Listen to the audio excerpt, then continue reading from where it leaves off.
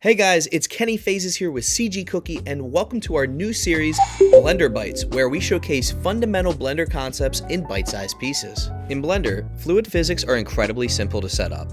Start with the default cube, go to Object, Quick Effects, Quick Liquid, press play, and you already have a working simulation.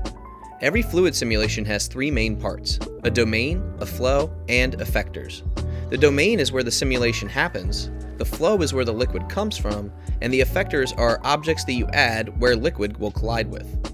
Quick Liquid gives you the domain and the flow, so if you want collision objects, you have to add your own object and set it to Fluid Effector in the Physics tab.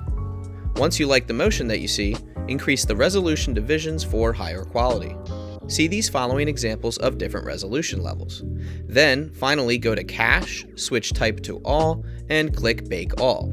And congratulations, you've created your first fluid simulation in Blender.